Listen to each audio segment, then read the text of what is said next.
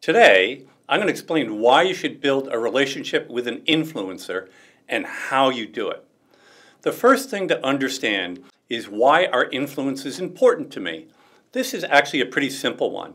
Influencers have, well, influence. If someone who is prominent in your industry shares your content, that puts it in front of their audience and gives you exposure to that audience.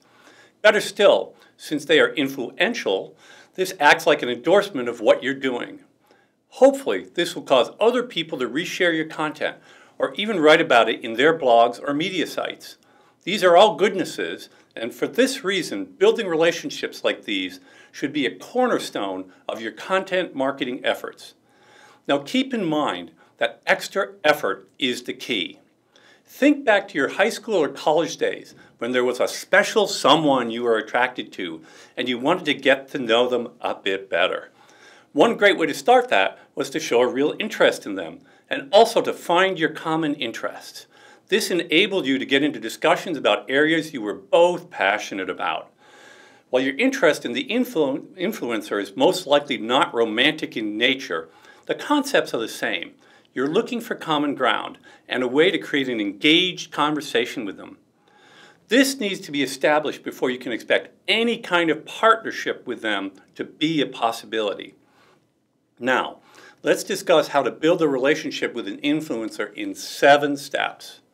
Step 1, find out everywhere they write and read their content, lots of it. Step 2, find out where they are active on social media and start following them. Step 3, start interacting with them in meaningful ways. Step 4, don't rush it or force it.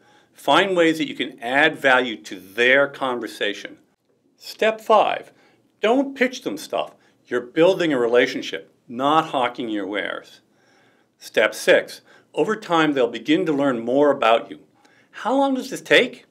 Depends on the influencer and how well you do in steps 1 through 5.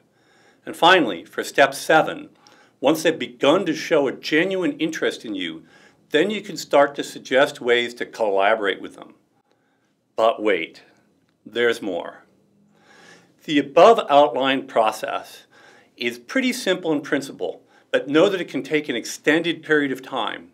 I've worked on building some relationships for years before ever having an opportunity to collaborate with them or have them share some of my content. For that reason, try to avoid hanging the fate of your entire business on one relationship.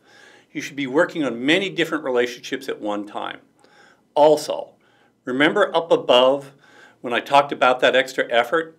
If it's important enough, buy a plane ticket and go watch the influencer speak at a conference or a local meetup.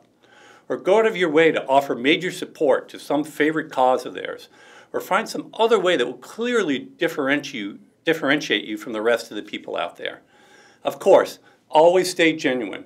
Going that extra mile is often the difference maker in getting a relationship going. But don't do something that you can't stand behind in the process. That said, the key to making influencer relationships work for you are commitment, patience, effort, and having something of value to them to offer.